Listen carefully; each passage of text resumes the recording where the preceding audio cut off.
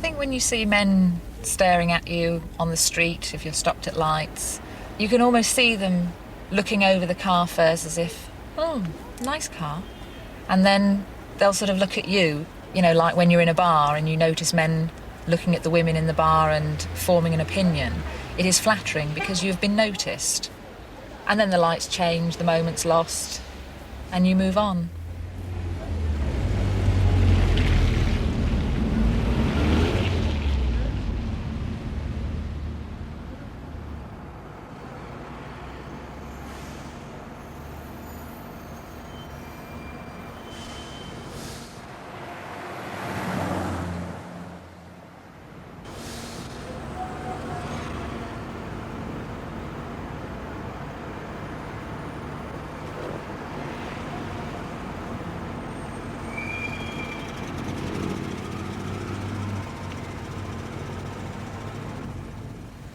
Leroy is the name of this car. I called him that because his registration spells actually Elroy, but I preferred the name Leroy, so that's what he's called. Not really because he's a black car. I think maybe subconsciously there was something in that, but that wasn't really the main reason. He's a Ford Capri 1.6 LS. I don't know what that stands for. His image, I suppose, is, well, they've always been a bit anarchistic, Ford Capris. People either love them or hate them. He's a bit rebellious. He looks like he's been in the wars a bit. He's got a lot of character, I think.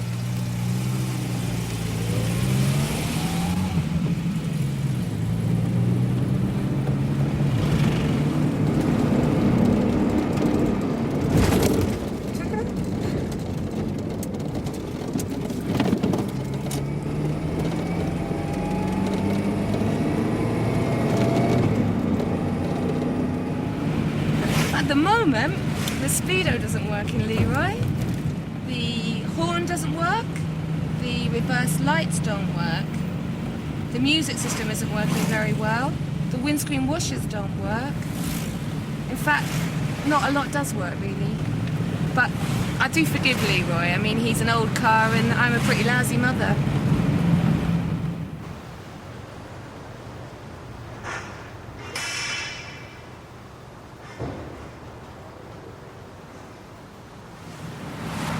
When I first took Leroy to meet the folks, my mother's not into cars at all. She was just really relieved that I'd finally got out of motorbikes.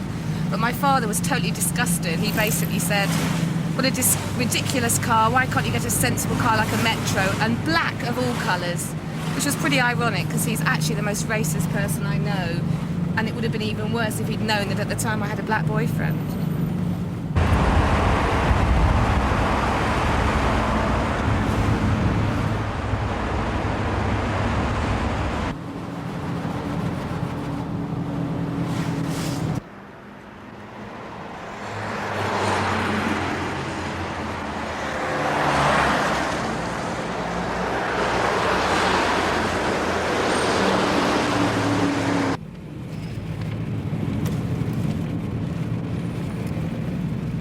I always hope that people don't think of me as an Essex girl, quote, when they see me in this car. And that's no disrespect to Essex girls, but I don't have fairy dice for a start. I like to think they probably think, oh, there's a woman that enjoys driving, because I think Capris are really for car owners who like driving. And maybe they think of me as someone that's, I don't know, a bit on the wild side. Yeah, I quite like that image, I guess.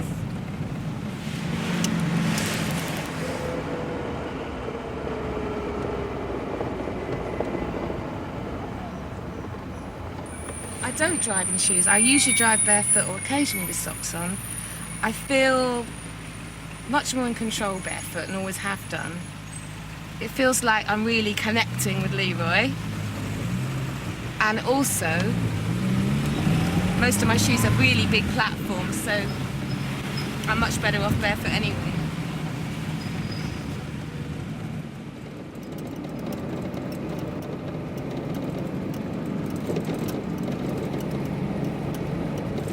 I get a certain sense of power and control in Leroy that I perhaps don't get in other areas of my life, like work, for example.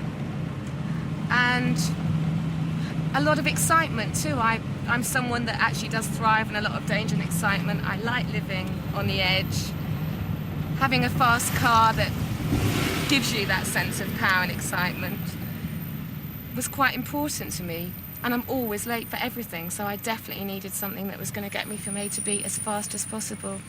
Life's too short and I'm always in a rush. Beep, beep.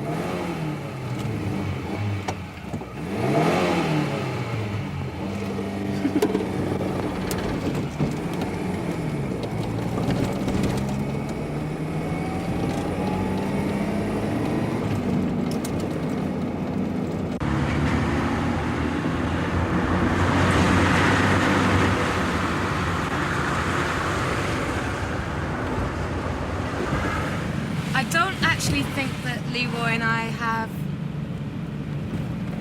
probably cut out for a long-term relationship. I think probably he's destined to be a very happy memory, like one's first boyfriend. You never forget them. Their memory remains with you forever, and you mourn for them when they're gone.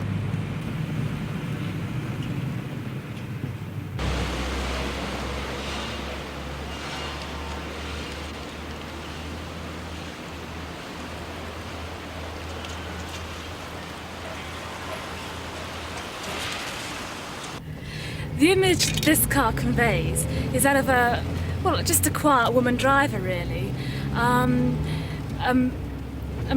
Therefore that is the image I convey with the car, but that's not the image I have of myself at all. I mean, obviously I'd much rather have a faster car, but I can't have a faster car at this moment in time. But I mean, this car doesn't really have an image. It doesn't really have a personality, which is why I've never got about to naming it or anything. In fact, I wouldn't really name my car anyhow, because I think it's slightly naff really to name your car.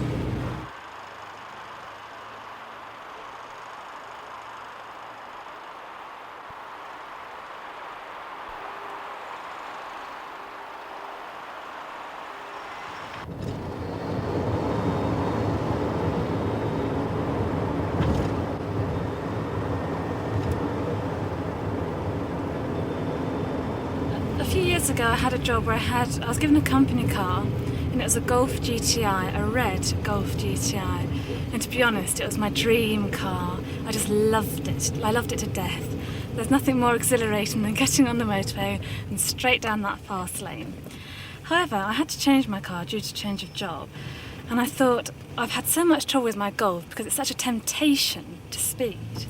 And as I've already got 6 points on my licence, I thought I'm going to have to get a slow car.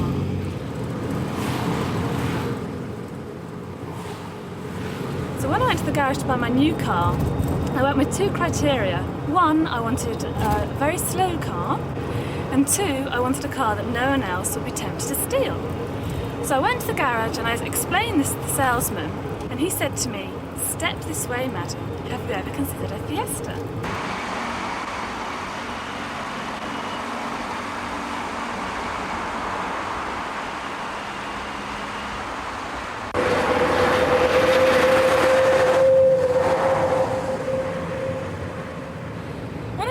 Around in the Golf, I got a lot of attention as a young girl in a red Golf GTI would, obviously. And when I sort of came down to the basic Fiesta, I noticed that I got a lot less attention. I mean, it might have been that I was looking for less attention, but I certainly got a lot less. And this is typified by the fact that when I had the Golf, I was always getting my windscreens cleaned by the people in the street. But in my Fiesta, I never ever get it cleaned.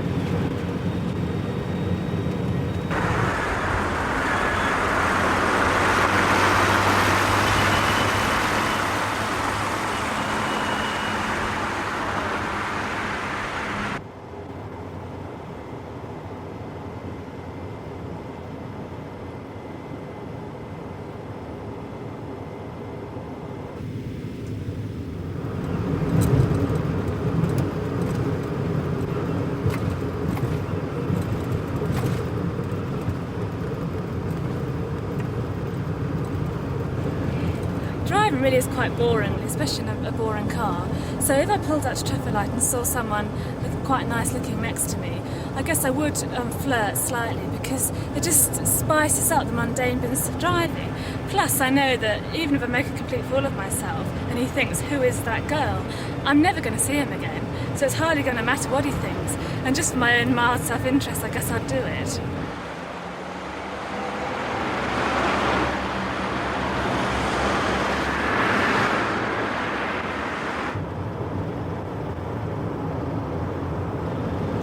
Some women like to have a girly image. They like to put in their fluffy animals and their rabbits and hammocks at the back of their car, so they have a sort of come and look after me type image.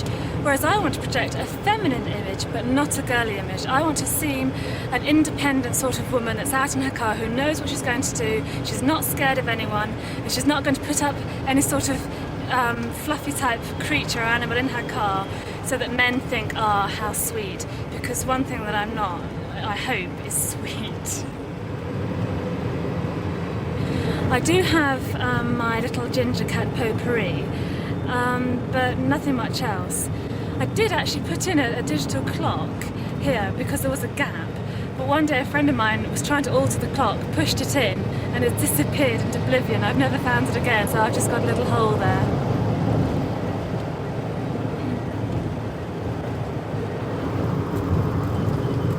If I had loads and loads of money and I could buy any car I wanted, I wouldn't go for your classic hideous Porsche or anything like that. I'd go for a much more subtle type of car, a Volkswagen Corrado, or perhaps one of the Mazda range, an MR2 or an MX-5, something like that. They are gaining more popularity though, so I might be put off.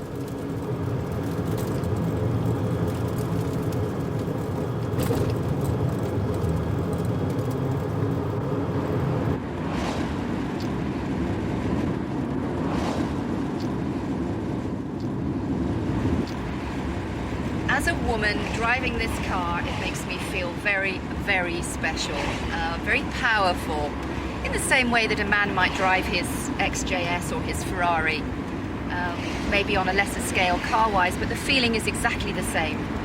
Makes you feel as though you just want to hold your head up high and make people look and say, isn't this great?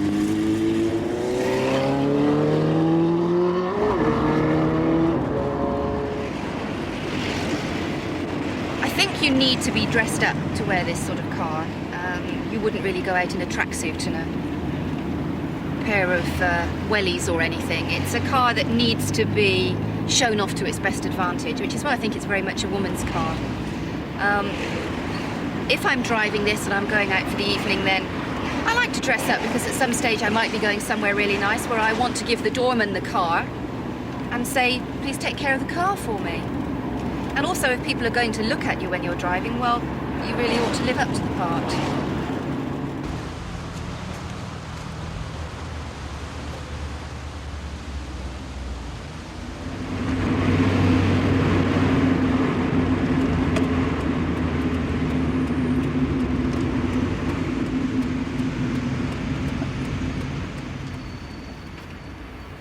What I do for a living during the day is to work with plants and flowers in various places all over London, so that means I drive a van, and it's not a new van, it's 4 or 5 years old, so it's a pretty beat up, typical London dirty van. And when I'm driving that, no one pays me any attention whatsoever, but what does happen is that people on the road are far more polite. They're very well mannered when it comes to driving. They will let a lady out onto a main road.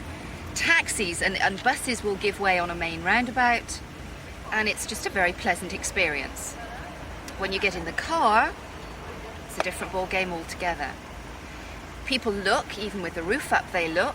You attract a lot of attention, and you also attract the boy racers, who seem to think you're fair game.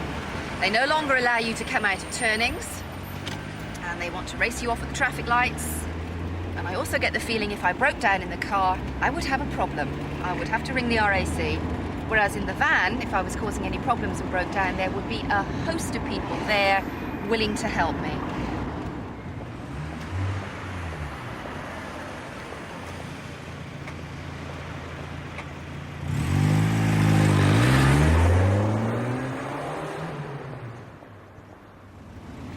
I didn't originally buy the car for its pulling power because I wasn't aware of its pulling power. I bought it as a sports car. And it was only when I began to drive it around town with the roof off and driving along roads with bars and pubs and things in that I began to realise quite how potent it was for pulling members of the opposite sex. Women usually talk about what sort of car the guy drives that you've just met. And I think now the reverse is beginning to happen, that the men are talking about, well, I met so-and-so last night and, you know, she drives an MX-5. There's one particular individual I know that I went up to Tring to meet him on a beautiful sunny Sunday, and we were going for a picnic. And we'd arranged to meet in the high street, and he was... enthusiastic isn't quite the word for it. He didn't stop smiling for most of the afternoon, because he said he'd never had a woman drive up and pick him up in a car like this before. He's now most insistent that if we're going out in the evening that I have to drive over to the city and pick him up because he doesn't want to drive.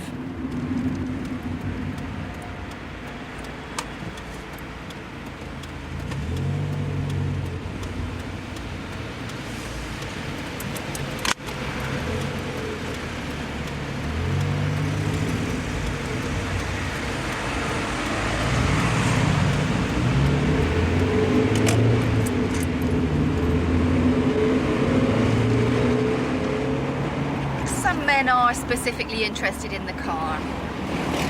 They assume that whoever's driving the car is perhaps earning a lot of money at work or is being paid a lot of alimony from a divorce.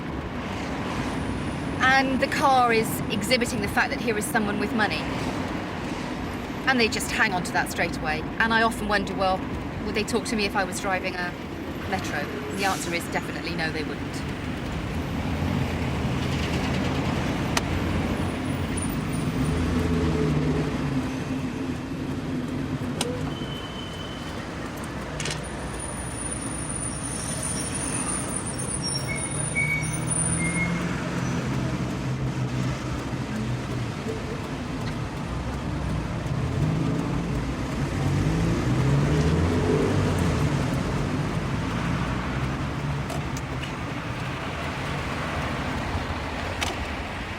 Some time ago last year, I had a toy boy around for a while and used to love sitting him in the front seat of the car because he was the ultimate accessory. But he wasn't allowed to say anything, just in case he spoilt the effect. Friends thought this was very amusing, and I think most of them were incredibly jealous. Men have been doing it for years, so come on girls, let's level the score a little.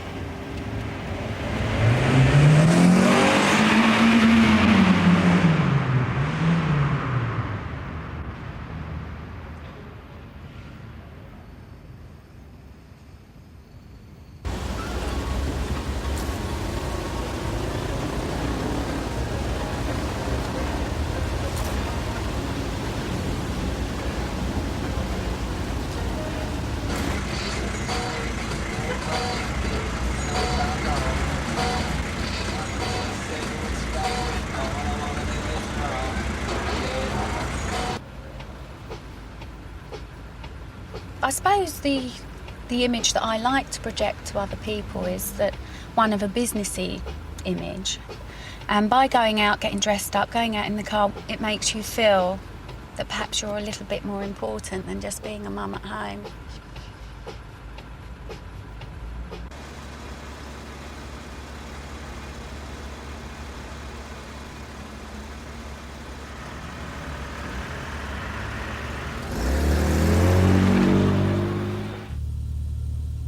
Sometimes I can see people whispering or, commenting, oh, well, it's only our hubby's car. That really annoys me.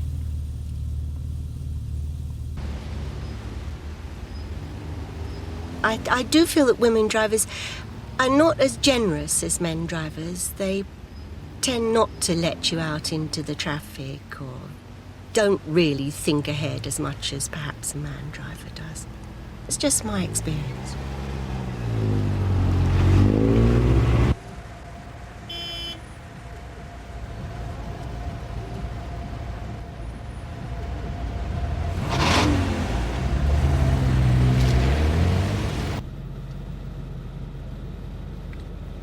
sometimes I get embarrassed, like if you pull up at the lights and there's a whole bunch of blokes in a car and they're all looking at you and they're all laughing and you think, quick lights, please just change, I want to go.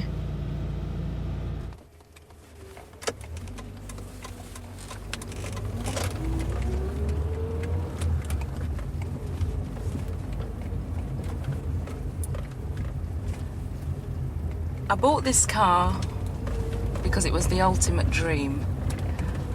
I'd always pass this car showroom every day on my way to work, and they sold purely BMWs, convertibles and what have you. And I'd never really stopped in there because I used to see all these guys standing up outside there, and I felt a bit intimidated by what they might try and sell me and what jargon they'd use. So one day I was going past with a friend of mine who coerced me into going in. And then when I went in there, I saw this beautiful baby. And I thought, well, the price is right, the colour is right. And I thought, well, what else is there? 3 days later, he said to me I could come back and drive off with the car. I thought the colour was good because, I mean, I've never really liked a red car. And I don't really like any other colour in a BMW, just doesn't look right. So when I saw this one, black to me meant power, it meant class, and it was in a league of its own.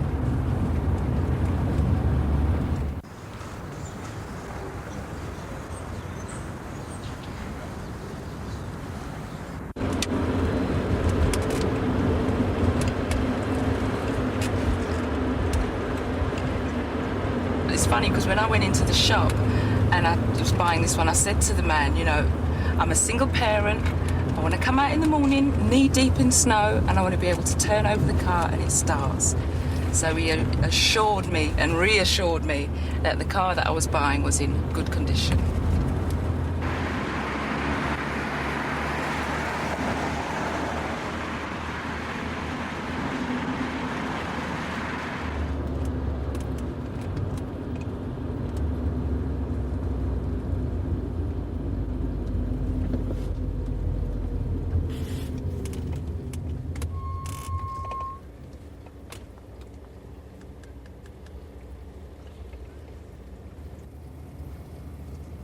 I've got two nice cuddlies in the back of the car and the occasional toy that Dana brings in, but my cuddlies are mine. And when my friend was with me, we went to pick up the BMW when I was trading in the Fiesta. I was about to remove my two little toys and put them in here, and she almost shrieked in horror the fact that I was going to put two cuddly toys in a BMW. But to me, they symbolise it's a feminine touch, you know. This is a woman's car and this is my car. And they go where I go. And plus they were presents anyway, so I couldn't put them in the bedroom. No one would see them then.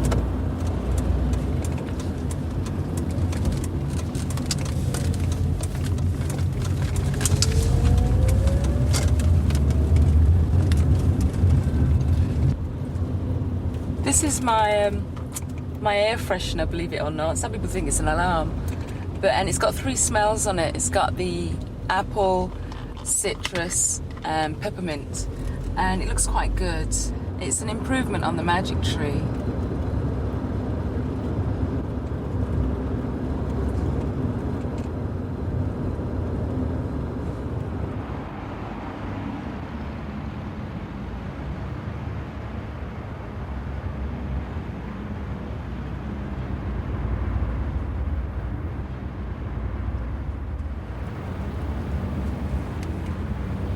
Some of my friends may think I'm a bit of a snob, but this car is going to get me places. And it's going to get me in the places that I need to get into. So I'm happy.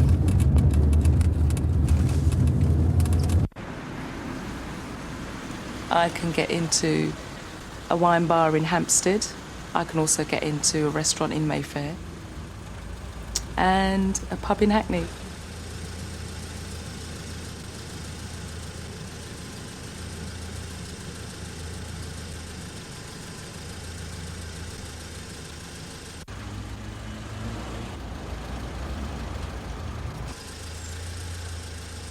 best thing about being in this car is being able to flirt, and flirt good, because you've got the car to back you up.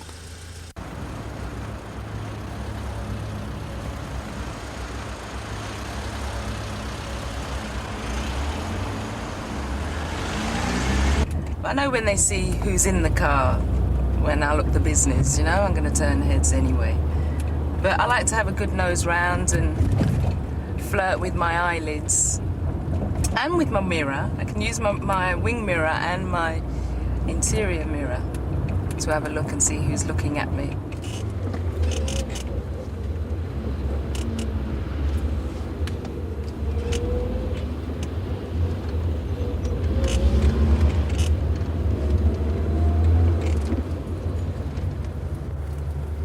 Now that I've got this car, I think the only thing that's missing is having a man by my side. But, I mean, for me to have a man now, he would be like an accessory, so to speak. But, I mean, it was really difficult before, because when I used to have, it was either a Nova or the Fiesta, and I was going out with this guy, I more or less had to ask permission to drive my own car. Well, that's not going to happen again, you know, I'm in control here. And for me to have a bloke by my side, he's going to be in the passenger seat, and I'm going to be driving, so that control is set at the outset.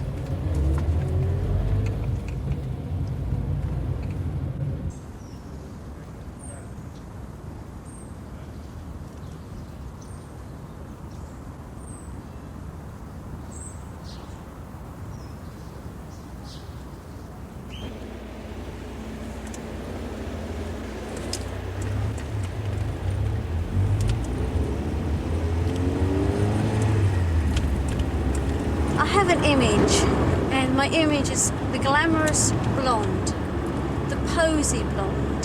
So the car is a posy car.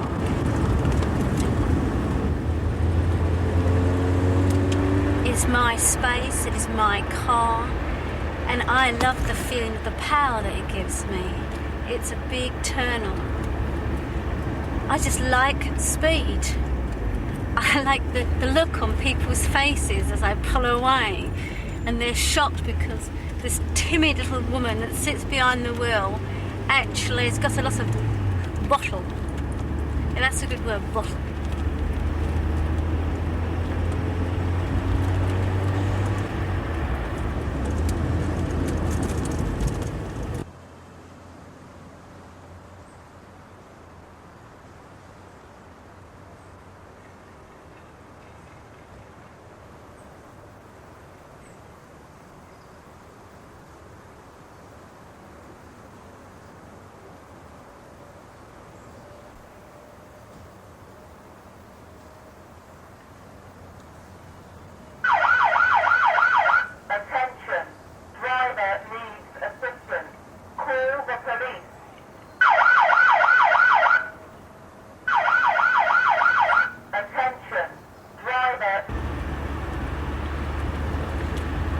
I used to be a model, and so I got a lot of attention when I was a model, but I've been retired a few years now. The thing is, when I'm driving my car, I get the same attention, but you see, I'm no spring chicken, but they don't know that. All they can see is this glamorous woman behind the wheel. And also, it's fun because I can get away and put my foot down without being approached. You can look, but you can't touch. Same thing you get when you're behind a camera. They can see you, okay, on picture and on film, but they can't touch. So again, you're a fantasy. You're probably somebody else's fantasy, and it's fun. It's a good laugh. It's a turn on. It's just a turn on.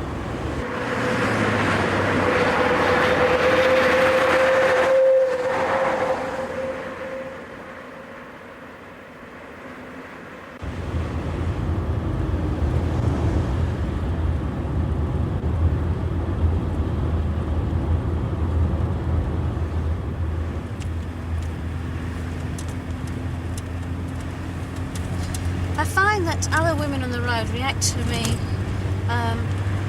in a nasty sort of hostile sort of way. They won't let me pass. They don't give way to me, even though I do them, and they never sort of say thank you. They try and cut me up when I'm trying to overtake them. It's a shame, really, because to them, I mean, I'm no threat to them, but for some reason or other, I find that they're jealous, but this hate comes across, which is a shame.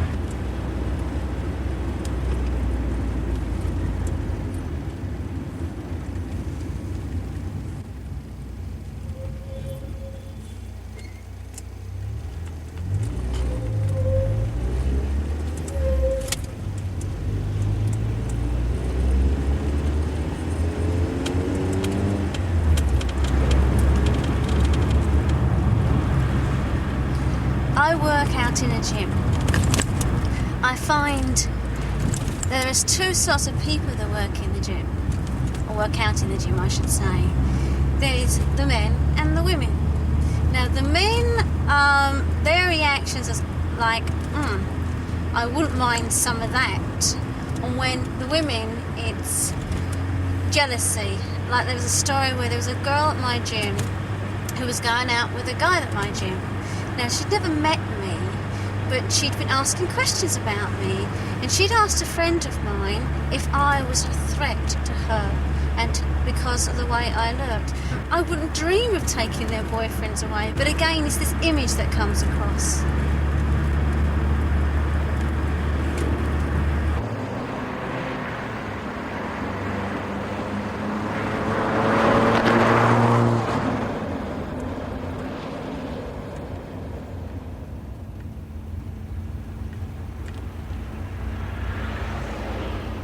I get up to the traffic lights, that's one of my favourite places. I always look at the person who's next to me, sort of psych them out a little bit. You look and you smile, and then because they think to yourself, it's only a woman, I'll get away first. Now they don't know that I'll put my foot down, they will think, well, it's a woman driver, but I always get away first, and when I do, it's a big turn on. I love the feeling of power. It's like an orgasm. It's just brilliant.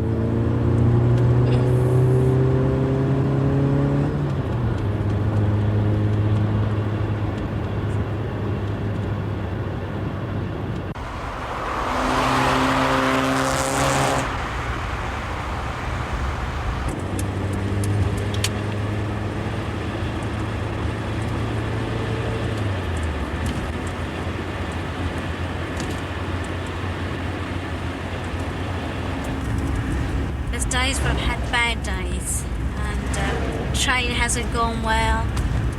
Oh, there's been trouble at home, so I just put my foot down and go for it. I'd like to actually end my life in my car. It sounds morbid, but that's the way I'd like to go. A comedian likes to go laughing. Bing Crosby died on the golf course. I want to go in my car, just like that.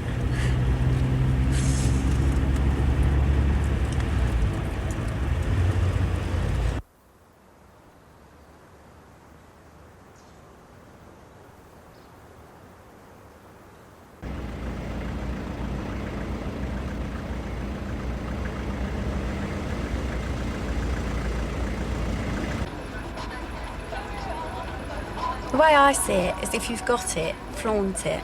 But unfortunately, I haven't got it. Men stare at me and think, what's she doing in that? It's almost as if you shouldn't be there.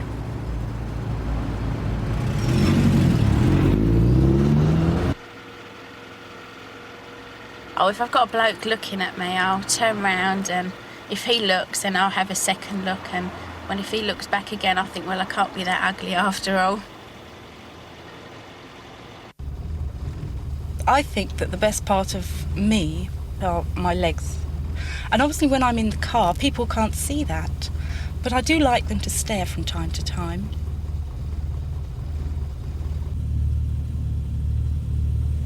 When I first bought the car, I couldn't wait to catch a glimpse of myself in the reflection of a shop window. It's a really embarrassing thing to admit, but I really, really enjoyed seeing myself in the car.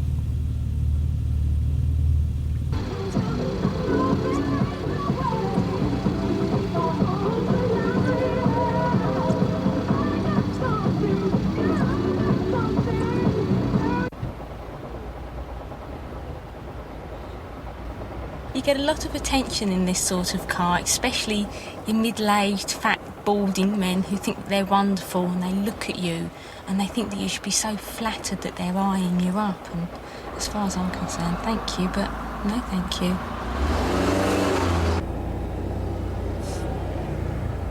It is a posy car, I suppose. People do tend to notice you in it. But when they see that I'm not a dolly bird, then they don't bother to look anymore.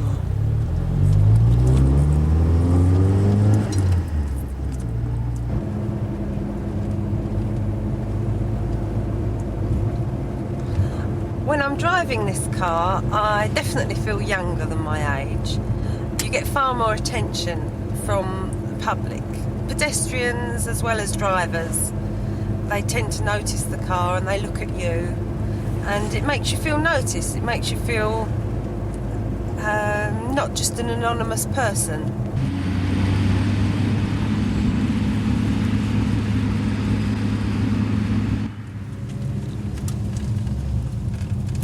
I've actually got two cars at the moment, a Space Cruiser, which is one of these sort of 7 to 9 seater things, and of course this car. And driving the two cars is two totally different experiences.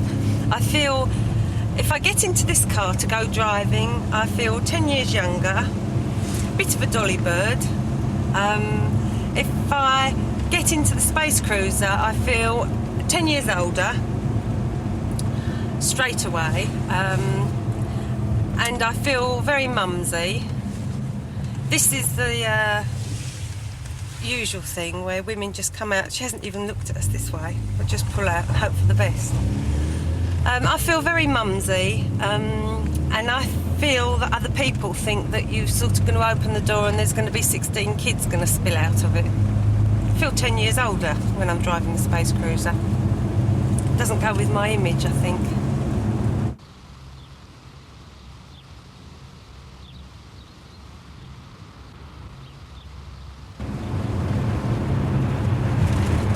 If I go out with any of my mates for a night out, if we go for a drink or something, I'll take this car and I'll take the baby seat out the back because that's bad for the image.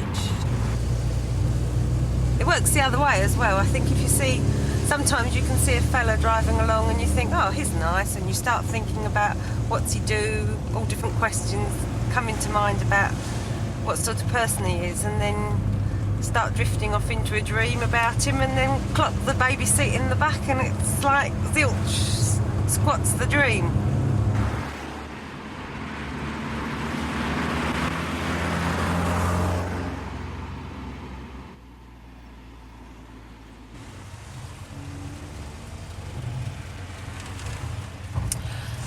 There's probably only 3 things about me that people have always commented on, and that's my eyes, my hair and my boobs.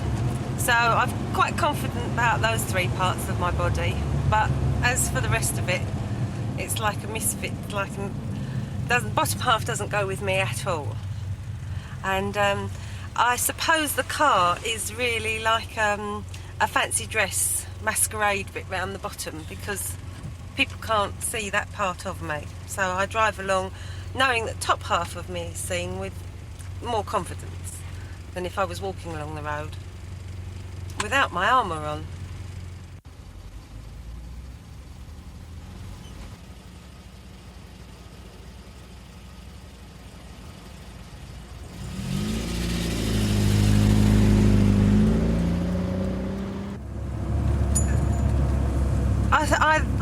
I think of this car as like a little time capsule, because if I've had an argument or anything like that, or I'm a bit het up from things that have happened during the day, I can just jump in and be by myself and just alone, and it's my own little private place away from everything and everybody. It's like a little hideaway place, really.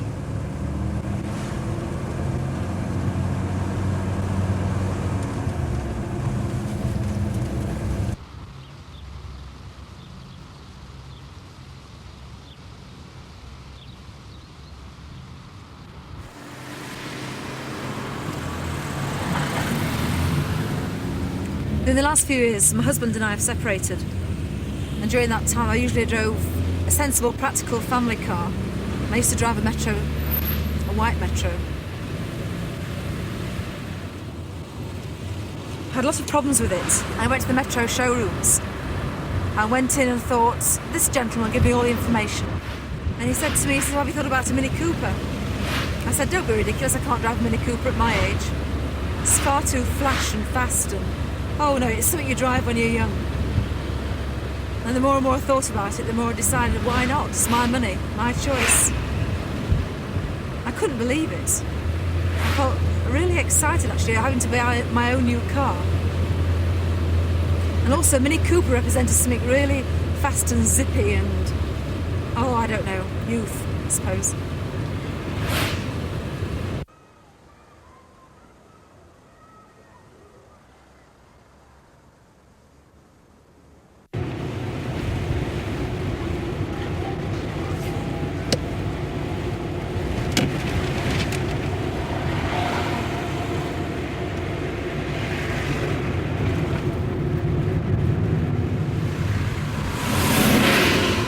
Most of my life, and it's nobody's fault at all, it's just the way I was brought up. The type of school I went to very, I suppose, quite a strict convent school, 15 years. And the type of life I've led, sort of being married and since the age of 23 and having 2 children.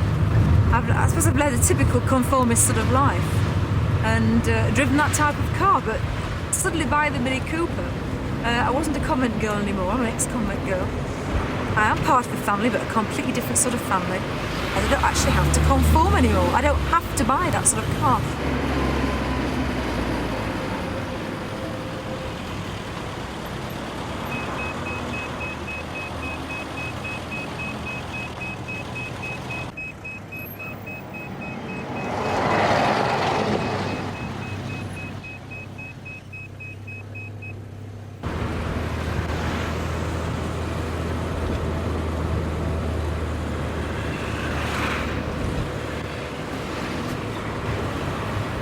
I've been driving, I've been either going out with my husband or I've been married. And the thing is, it's the first time I've driven a brand new car that I bought, a car that I wanted, a fast puppy car, and I was single. So it's like, it's not as though it's happening for the second or the third time, it's the first time in my life I feel like this. And it's quite, it's frightening, it's daunting, it's quite exciting, but still it's a bit frightening.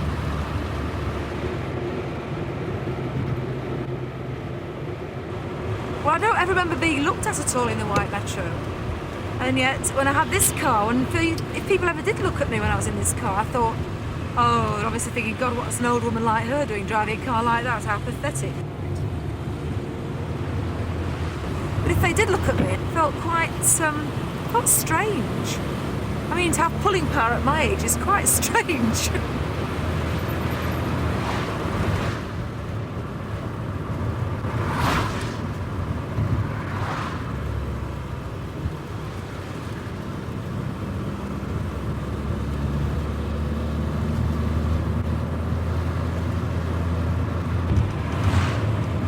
My teenage time in the 20s was obviously through the 60s.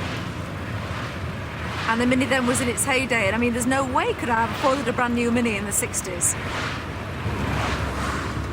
I was still conformed. I was at college, I was doing the right things. I was doing all that was expected of me, I suppose. I certainly did not feel free and relaxed, and the swinging 60s did completely went past me.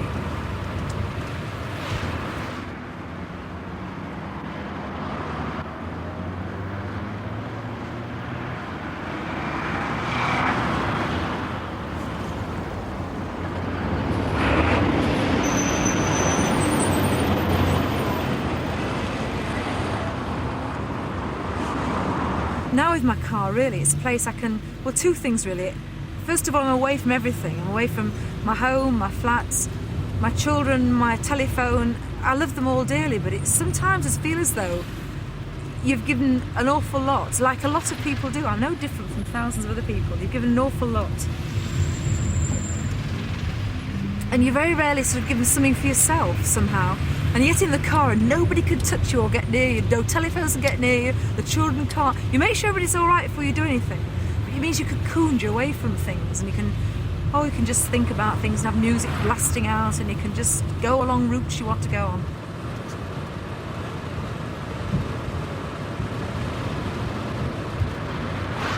sometimes I must admit, it's very tempting to just keep on going.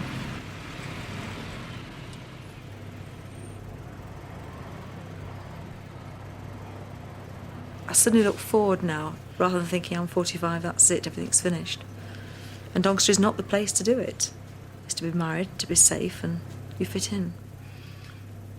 I don't fit in anymore.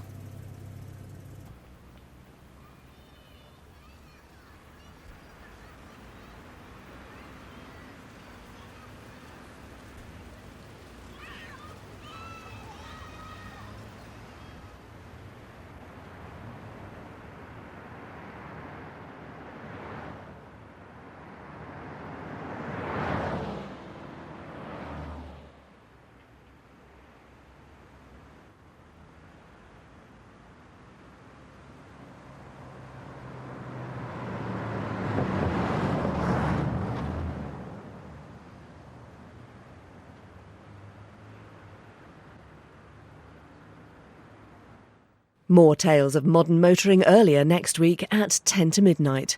But next tonight on BBC4, Richard Wilson motors through Snowdonia for Britain's best drives.